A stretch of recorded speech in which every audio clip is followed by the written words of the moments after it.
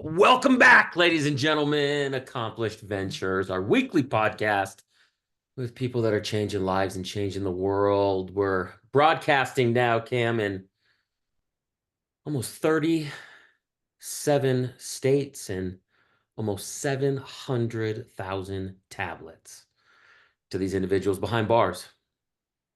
So thank you for joining us. Thank you for taking the time to spread some love to these folks. Man, thank you. No, man, I've been following you for a while and love what you do and the message and empowering people. It was, how could I not want to try to be a part of this project? It's a beautiful thing, man. I make this comment all the time where I tell people, and I'd love your feedback on this. People will say something about my story or my journey or whatever it might be, and my comment is always like, "Well, I couldn't have scripted it. I couldn't have made it up, right?" And one comment that I pull out of that is, most people want your accomplishments, but very few of them want the scars that are on your back that Mm. allowed you to get there. Mm. Thoughts? Mm. So my the podcast that I started, I listened to a lot of people, and I heard a very impactful quote one time before I even started my podcast. I heard this back in 2018, 2019, and said, listen, no, I will show you the 5% of what I want you to see. The other 95%, nobody cares to see. And I go, and I will start rewinding. Like, wait, what did they just said? I will show you the 5% that I want you to see because nobody cares about the 95% that they don't want to see. And that is, people want to show you, and I'm guilty as this, everything that's pretty and beautiful and fun and glamorous, and it looks appealing, and you think, man, that's the life that I want. And I tell people all the time, when you go down this path, the path that's less traveled, think about all the billions of people in the world, you're going to get scars and you're going to hurt and you're going to have massive pain. But when you find other people that have gone through that path, and you can look at, you don't have to say anything, you can look at each other and you just kind of give them that nod. It reminds me of the ending scene in the Dark Knight Rises of Batman, right, where Christian Bale is sitting at the cafe and there's Drew Blank, but they just kind of nod each other, and that's what this is like. That's what this life is like. It's just, you get to nod each other because you don't have to say anything, you don't have to express it. You just know the scars that you bear are the same scars that the people that are with you in this journey, they bear the exact same thing. And that's, so when I started my podcast, I want to know, tell me the 95% of the stuff that got you to where you are today. And that's, people just break down and open up, but it empowers other people to say, I'm not alone in this journey. And that's what you really want. You want to know that you're not alone in this journey. So I love that. I love opening with that.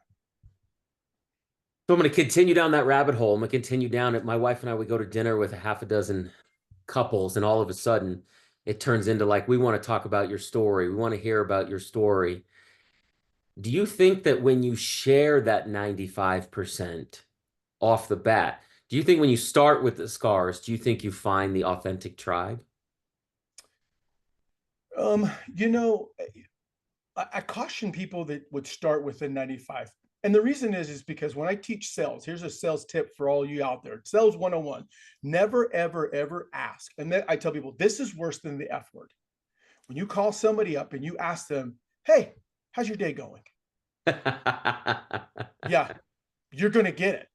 And here's why: you do not have the permission to ask somebody how their day is going. You haven't gone into that space. You haven't been allowed to ask that question because I don't know you like that. I don't know you. You don't know me in that space. Only my friends, those that I love, trust, and respect, can ask me, how is my day going? Because then we'll have a real authentic conversation. In Mm, sales, if you go, how's your day going? Hey, Travis, how's your day going today? I'll tell, here's the scenario. You ready for it? Hey, is Travis there? Yeah. Hey, Travis, it's Cameron. How's your day going? It's great. Oh, great. Guess what? Instantly, my brain goes yeah. to, you're going to try to pitch me. You're the guy on the corner with a trench coat. I got DVDs on one side. I got AirPods in the other. I'll tell you how old I am. That's what you are. So when you're a group and around people, I love how you say you go to dinner. I would say I start with my my journey based Yeah. on the company that I'm a part of. Because if I'm going to dinner with you, you're dang right. I trust you enough to allow me to open my story. Yeah. If I'm on this setting in a podcast, I trust you, you trust me, so we can have an open conversation about my story. Right. Your story is your journey, and your journey was developed by the choices that you made. Whether it was right, wrong, or indifferent, it doesn't matter. But those choices put you where you are, and then how are you going to allow those choices to elevate you past the past to make today the greatest day ever? Man, I love everything about that. So I want to start with entrepreneurship with these folks. Okay. A lot of these people had an idea, have an idea. Some of it may have been illegal, some of it may have been legal, maybe with the wrong guidance. Tell us about the television show that you were a judge on. Let's start with that. Let's frame that up. And then I want to, after we frame that up, I want to move into what it is that you looked for in entrepreneurs. Yeah, absolutely. So I was fortunate enough to be a part of a show called The Blocks. It's on Prime TV. I'm on season 18. It hasn't come out yet. They just released season 13. I was just fortunate to be able to sit amongst other entrepreneurs. I was one of 10 other judges to be able to listen to 130 companies talk about, tell us their story, and give us and come and want to be inspired and ask questions and dive deep into our brain. I will tell you, when I was selected to be on, I had this massive inferiority complex. This people are going to see through all the lies. People are going to see I'm just fake, right? And it was really nervous. I mean, it was really nervous. And how I actually got on there was in 2020. I was tasked with starting a company, a call center with part-time college kids with no sales experience, and we were doing appointment setting for one of the largest solar companies at that time. And so I started this company, and the quote of the company is, "We are a multi-million-dollar personal development company with a phenomenal compensation package attached to it." And when people came in, the goal was to develop you as a person first. That's all I cared about. I want to develop you as a person, because I know if I can develop you as a person, then the business side will explode. And see, in business, we think it different. We think we got to develop the business and then we can bring the people in. That's completely backwards. Every book that you'll read that's a good book, they will tell you develop your people first, develop your mind, develop you first. Obviously, you got to fix you, your mind, and everything. Get people to buy into the vision that you're painting, and then help them get to where they can't be because they don't have the time. And so because of that, that company did really well. 70 employees, first 9 months. We helped this company do $34 million in that first 9 months, and it exploded from there. And so that's how I ended up on this show, is because of what I was doing.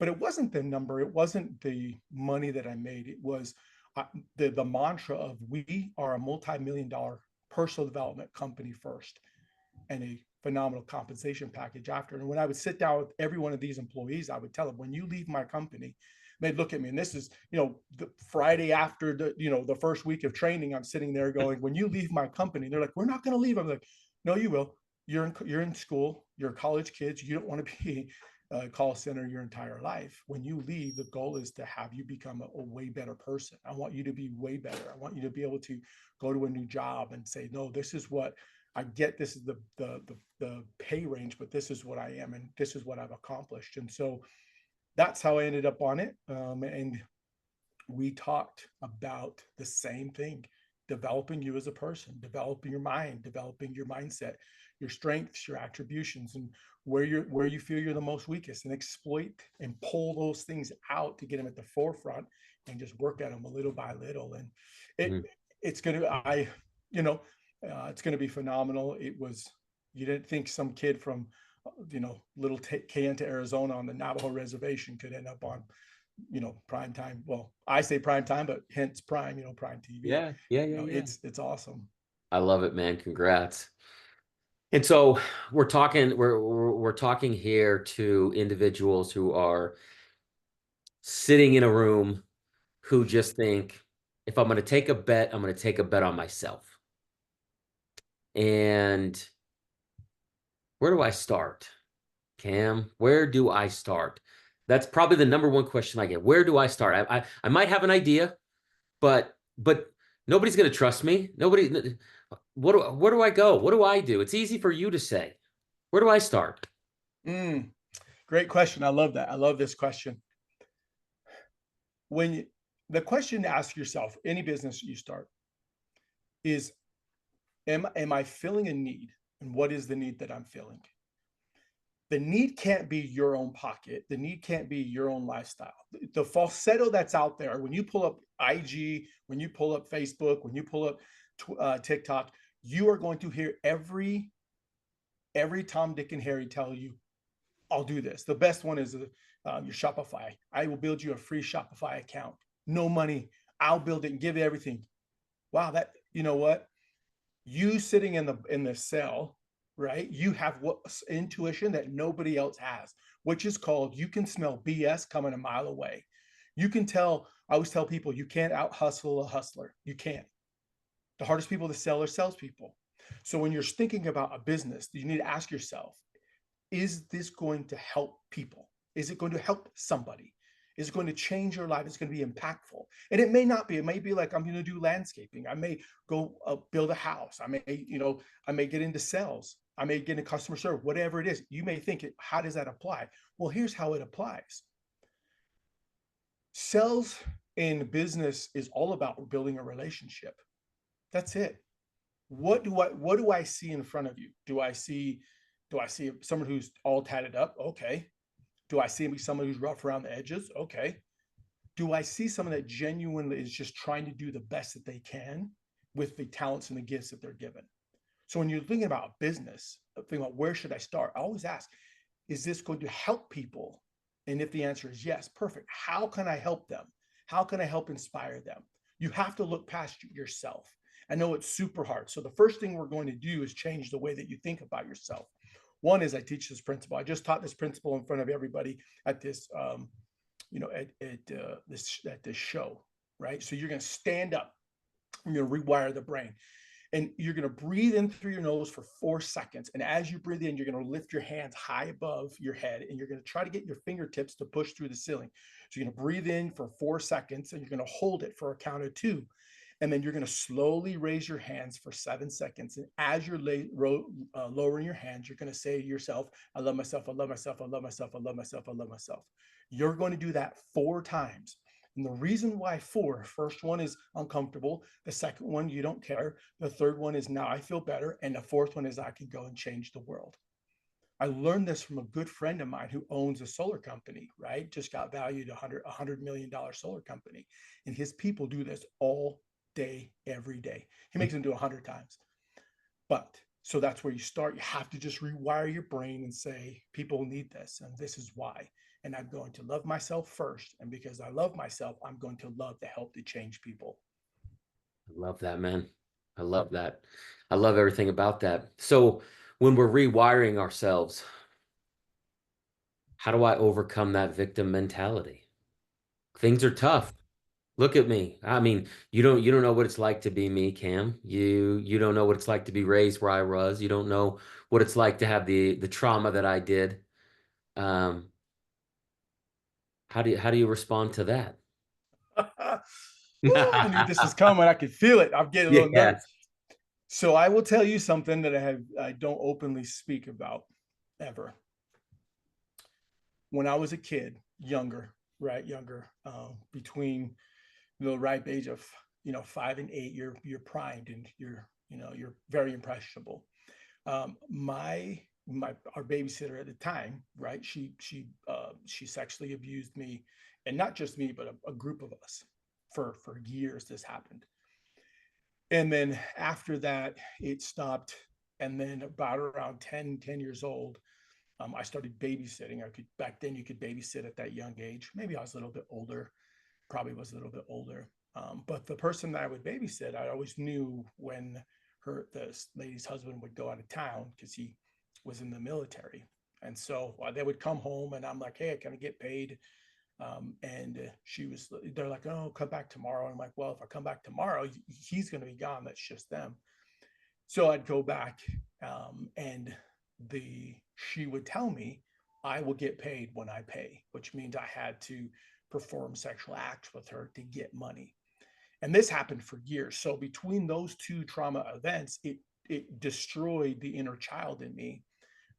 It erased that freelance spirit when you're a kid because you go through such traumatic childhood memory. And years, like I suppressed it for years. I went on this rampage that no one will ever hold power over me ever again. And I went through it throughout my entire life.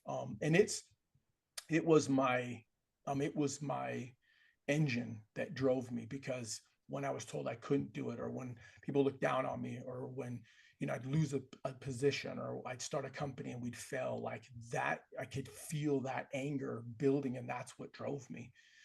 And so you're right. I may not have been behind a 6x6 cell. I may not have physically been there, but I know emotionally and mentally what the hell it goes through when you have been abused like that for years, and you put in trust and you lose. Like I don't trust people. I still don't trust people very well. It's something that I struggle with even to this day. I don't trust people. My wife is the best thing that she's ever she's ever done for me, was put me. I went through intense therapy to now go, okay, I'm good. So you're right. What you see again, the 5%, you're like, I've done all this. How can I relate? Man, that's, if anybody, if any one of you have been through that, like I know what that's like. It sucks. I will say this though, I made a conscious effort that I would never replicate or duplicate what happened to me to anybody. And so I knew it had to stop somewhere, and it stopped with me. And so how do you get through all of that? First, you just have to know that because you made a bad choice, it doesn't make you a bad human being.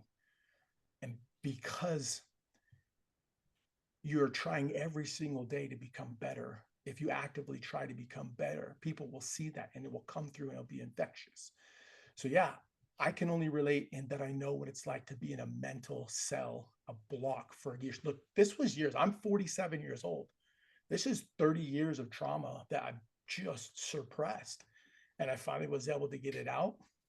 And I'm telling you right now, it is freedom, freedom for sure. Man, I love that. Freedom for sure, right? I can tell. Just the way you speak about it, you can tell that it holds no power over you. Mm-hmm. It's a Yeah. beautiful thing. No more, no more, no more. You no longer will hold power over me. And that's, I had to forgive myself. I had to forgive I spoke to my 5-year-old kid myself, and I allowed him to say, hey, we are safe now. We're safe.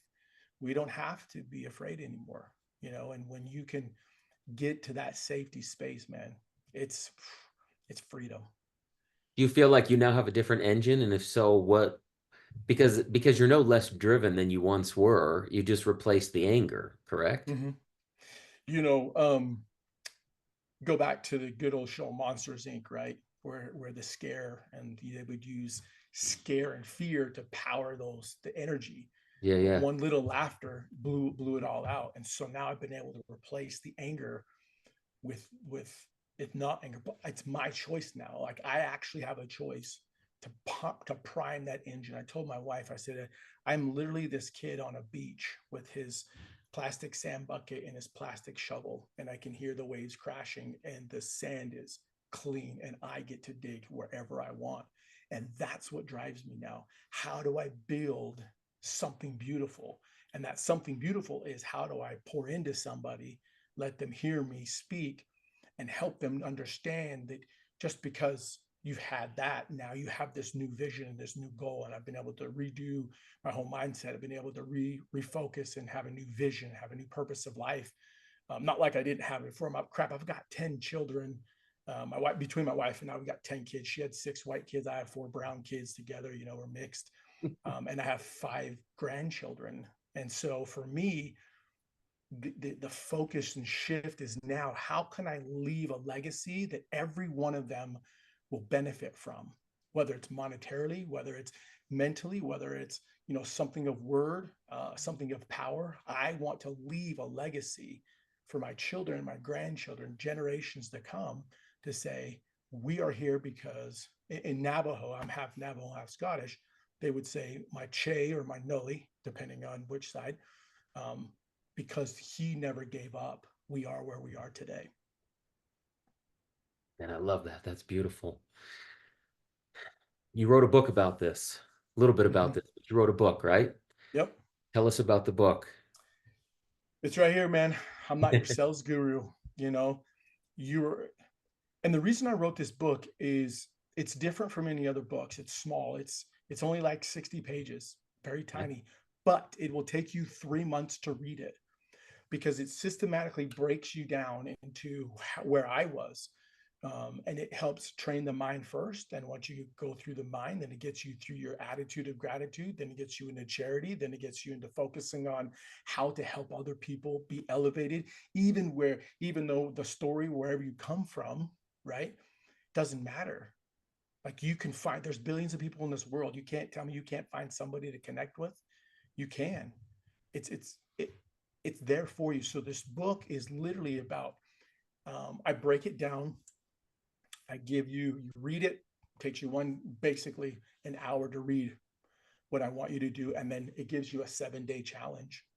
And if you are true to yourself, and if you truly believe in wanting to change, that 7-day challenge will start to change your life. It's full of, the first thing you do is the I am statements, right? You hear this all the time. I am statements are great if you know how to use I am statements. So I literally go through and tell you how I use the I am statements to lift me up. In fact, when I went through my divorce from 2012 to 2014, it was rough, man. The divorce itself, that was quick and done, sign and done. It was the custody battle. See, my children are on the Navajo Nation. The Navajo Nation has their own laws, their own government, their whole everything. I'm half Navajo, half Scottish. My dad is Navajo, my mom is white. I wasn't born on the res. I don't know Navajo. I'm not religious like them.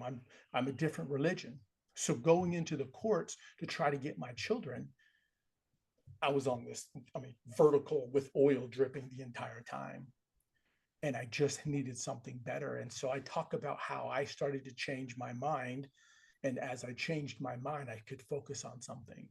And so that's why I wrote this book, and that's how it is. And it, you know, it's been, it's with a publishing company that has over 14 million subscribers. I've been on and trained, hundreds of companies at a time on why I wrote the book and the empowerment of the book. But it is literally changing your mindset and not looking at your situation and saying, because I am where I am today, I am where I am today because of what happened to me in the past. That's a poor man mentality. You want that rich man mentality. Just because of a stupid decision, just because I made dumb choices, doesn't define where I'm going. And that's what we need to change is I can define who I am and where I'm going, regardless of what the naysayers are going to say. Love it, man. I love it. And we got a copy of that book in PDF form, right? Yep, yep. And all the listeners, man, you all can get it for free, 100%. Man, I appreciate that. I appreciate it. It's going to change some lives. I, man, and that's what I hope it does. I hope it really does. I hope people, and I know you're going to put all the, all my social media accounts and my email, man, you're going to give it to them.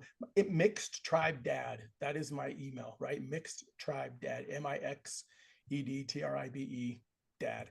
Because that's what I am, right? I'm a bonus dad and I'm a dad, man. Like we don't, when we got married, we removed the stigma of stepfather.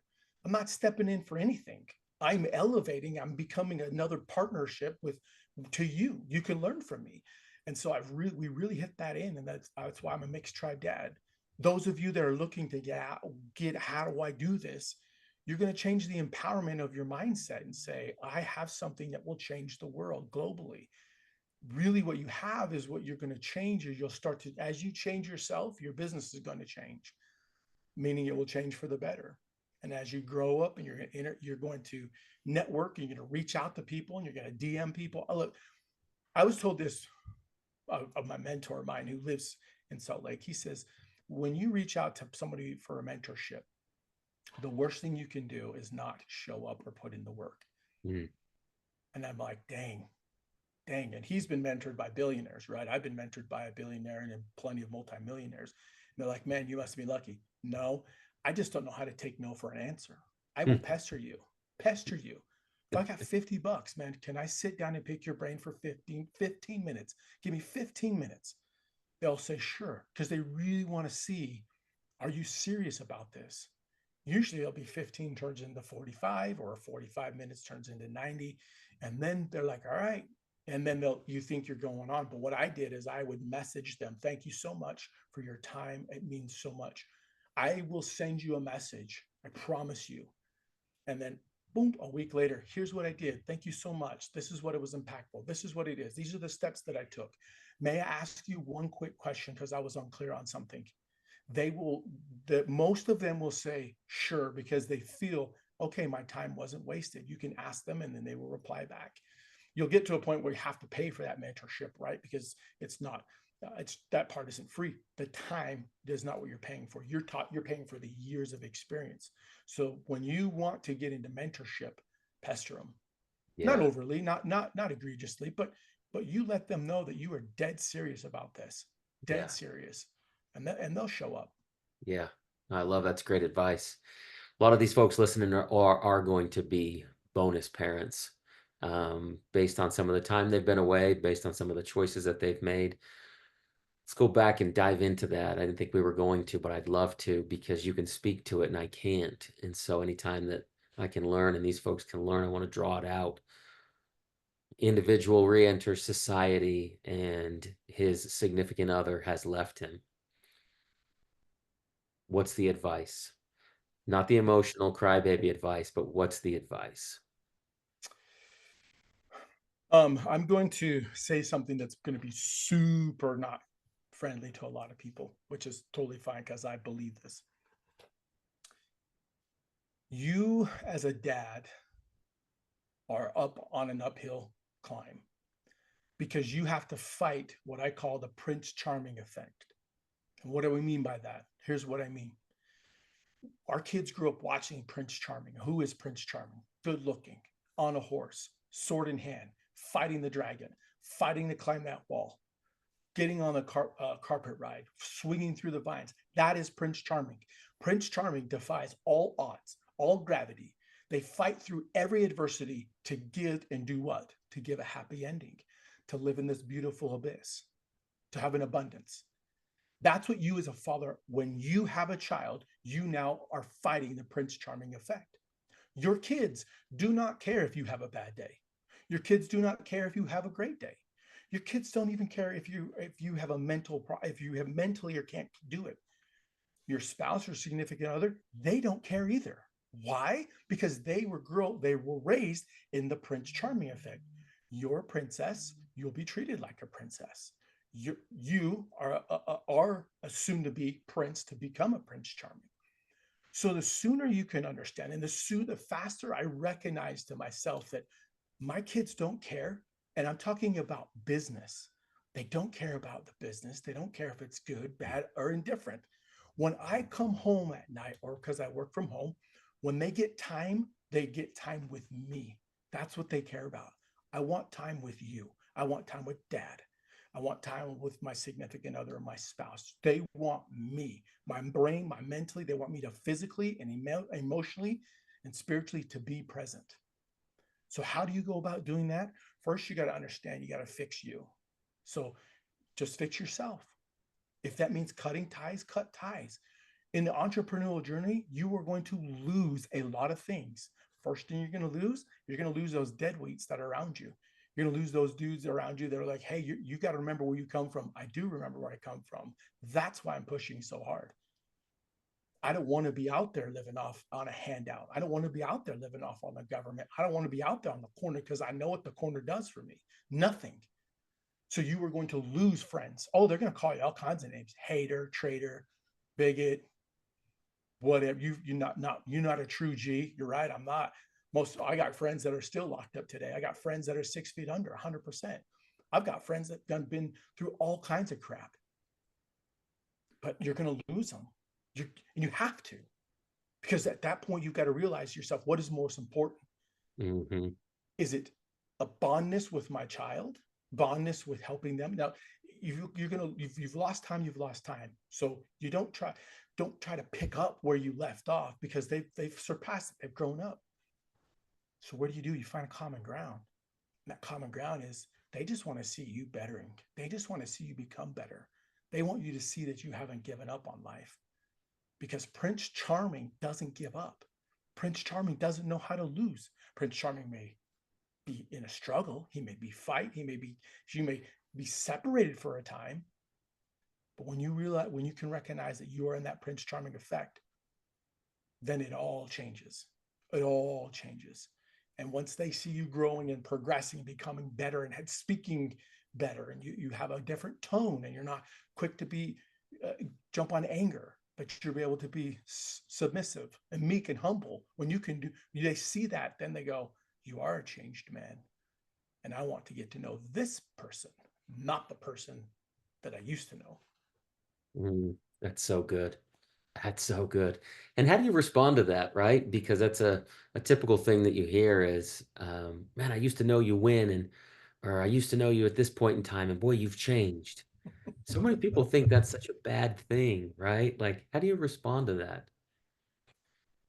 You know, you Travis, I'm sure your circle of influence and your circle of friends is super tiny, Yep. super tiny.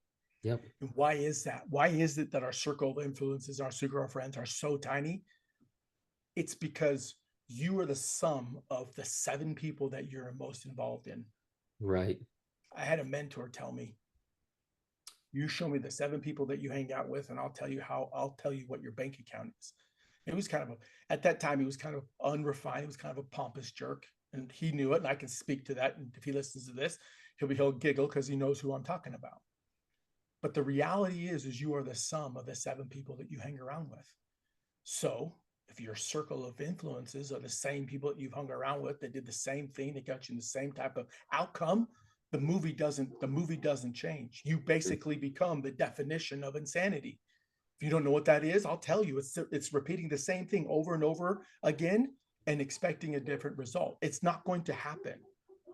So you will change. You want to change, and you need to change, because the legacy you want to leave, this is what we go back to, is the legacy. What's the legacy I want to leave? What's the legacy you want to leave? It's with your children. Really, when you have grandkids, I can speak to that because I'm a grandpa. Man, when you have grandkids, it changes perspective, it changes life, it changes focus. My circle went like this, and it went like this, and now it's like I care about my kids and my grandkids. It's like a You straight know, line almost. it is. And so let them hate. 50 Yeah. Cent says, man, let them hate, watch them hate, let them hate, watch the money pile up. That's what happens. It's inevitable. You change for the better, your income level will change. Yeah. You stay stagnant, it stays stagnant. You go back to victim, it's going to drop. It's the same thing. I'm going to change, and it will change. Yeah. I love that. Switching gears to business and passion, a lot of folks will want to tell their story when they get out, and one way to do that is through like a YouTube channel or a podcast. And tell the folks about your podcast, why you started it, and kind of what type of content is on there and how they can find it. You know, I have to give all credit to the hot wife, man. I used to call her by name, but nobody like, so I'm like the hot wife. So when people have actually seen her, like call her like, "Oh, you're the hot wife." I'm like, "Yeah, she is smoking hot." After I wrote the book, as I was nearing the end of the book, she says, "What you're doing is amazing." And I'm like, "Oh, thank you." And she's like, "You need to continue to do this, and you need to start a podcast." And I'm like, "A podcast? Like I don't have the technical, I don't have any of the skill set. Not, what are you talking about? Have you seen the setup? Who am I going to get on? Who's going to come on?" She's like, "No, you need to start it. Start it. Tell everybody in the world this is what you're going to do." Man. And I was like, "Tell everybody?" I'm like, "All right, I'll tell the kids." She's like, "No, you missed what I said." I said, "Tell everybody what you're going to do." See, the reason she's super smart, she's the best businesswoman that I know, is because when you put it out in the space, in the universe, in the eco space, and you tell people, "This is what I'm going to do," regardless of one person views or nobody views, it's out there. And eventually someone's going to pick it up. When you speak it out loud, you now hold yourself accountable. See, the funny thing about accountability is this: we are so quick to jump on somebody when they don't fulfill what they promise, but we're never ever angry about ourselves when we don't hold ourselves accountable, ever. Mm. When I Mm. put it out in the space, guess what? Now I'm held accountable. Now I've said it verbally. So now my mind says, uh-oh, fight, flight, or freeze. What am I going to do? So my wife said, do it. I'm like, oh, okay. So I put it out there, starting a podcast. What is it called? I have yet to understand what it's going to be called, but I'm going to start one. So I did. I named it The Archaeological Study of You, but we shortened it and said The Arch Study of You. And this is literally the 95% of what somebody went through to get to where they are today. When you watch my first podcast is with one of my best friends I grew up with here in Utah, Corey Benson. He got on there. It is horrible. Like the lighting, the sound, everything is bad. I'm like, I've apologized. Like, dude, I'm so sorry. I made you. He's like, no, because he was part of my book. It's the other part of the book, right? I interview 4 CEOs and have them help me write this book, and it's very impactful. So the podcast was about telling people's story and how they got to where they are today. Really, what it was bolstering my inner self to say I can do this, because people are coming on, and I'm like, oh shoot, I'd have to pay them. I just asked them, hey, can you be a part of this podcast? This is what I'm doing, and they're like, yeah, I would really love to tell your story. I wanted this is And so I did. Now, here is one thing that I will tell you. I'll give you a little insight of how I grew so fast. You can see the first year was available. I was in the top 25% most shared globally. And how do you get to that? You work your butt off. And the first thing you do, though, is you become a professional. And how did you become a professional? Is I would send them a questionnaire before the podcast. Say, Mm. here's the questionnaire. I need you to fill this out. And they would fill it, they'd fill it out. And I'm like, perfect. And so then I would take that and I give them a call, 10-minute call. Let's do a little, this is what the expectation is. Ask them a few questions. That would take the call that I was just did plus their questions. I'd merge it together, and then I would send them and say, here are the questions. This is just a flow. This is what I want. And just so you know, this is how it's going to be. And they're like, oh man, because I was interviewing for 60 minutes to something that went to like 90 minutes long, but it just kept Wow. flowing. So when you present that, when you're first starting out, and when you give them that type of information, they're going to go, you, one, you're serious, and two, you value my time. Hey, by the way, you should talk to this person. Let me introduce you. And I was like, sure, sure, sure, sure. And it just mounted and mounted. And eventually I was, interviewed a gentleman earlier last year. His name's Heinz Krego. Ended up being a business partner of mine. He is a mentor to the top 1% of the 1% CEOs globally. So he does a lot of work over in Switzerland and Germany. That's where he's home bases, but he has a home in the Swiss Alps. He has one in Cyprus, and he has one in Florida. And I'm like, how am I even interviewing you? Like we're not even on the same stratosphere, dude. But it's because I was professional and I was dedicated and I wanted to be really good. And then obviously you just use all the tools, but that's why I started the podcast, and it just, man, it took off. And I took a break from podcasting because I I did something that I would never done before. And I needed to make sure, but I had to put all my focus into that. So that's why I took a pause on it, but it will start, I'm starting it back up again. Yeah. But that's how I did it, man. It was such a fun time. I love it. I love it. And I think the thing to focus on is that you just did it. I mean, Mm-hmm. like that's what I kind of get I kind of get disenfranchised with a lot of the advice that's out there that these guys are going to fall into when they get out, because it's like, here's the 10 ways to start a podcast. And it's like the reality is you just start, Mm-hmm. whether it's business, whether it's relationships. I think when you go back and, over the course of what you've said here, it's like you just started being a dad. It didn't matter whether, they may or may not, you came from this wife or that wife. Like you just started being a dad. You just started the business. You put one foot in front of the other to do the podcast. And I think a lot of these folks that are listening, we sometimes think that there's a perfect time to do fill in the blank. And there just isn't. It just isn't a perfect time there's not we were joking about this the other day. My wife and I gave a television away to a neighbor, and she said, oh, this is going to be so good because my son and daughter are having their first baby and they're broke. And I said, good. Like, there's no perfect time to have a baby. There's no perfect time to start a family. There's no perfect time to get remarried. There's no perfect time to start a podcast. There's no perfect time for any of that. And for everybody listening, it's like get rid of the perfect ideal and just start with the one foot in front of the other. No? Mm, dude. So this right here is how you can run any podcast. Right Yeah. here. That's how you can run any podcast. Don't believe me? So many people start their podcasts on this. But I want to touch on something you just said. There's not a perfect time to get married. You're right. There's not. Have kids, there's just not. When you become a bonus dad, the perfect time will come when you have spent a good amount of time fixing, not even rebuilding, but making yourself new, making yourself unrecognizable. There's one thing I love when people say is disappear for 30 days and study AI and then see what happens. So I always challenge people, disappear from social media, from everything for 30 days and work on yourself, on your mind, and watch what happens. Because all of a sudden people are like, whoa, what happened? Where did you come from? Who are you? You're like, man, I got lost in trying to fix me and work on me. And then Travis said, you just start it. You just do it. One foot in front of the other. You just do it. And you're going to have highs, you're going to have lows. Find a battle buddy. A battle buddy for me was somebody that I could call and say, hey, I'm just going to vent. Okay, boom, put me on speaker. He put himself on mute and I just unloaded. Oh, oh man. Oh shoot, I just got this great idea. Unmuted. I'm glad I could help. Have a good day. Click. But that's all I needed.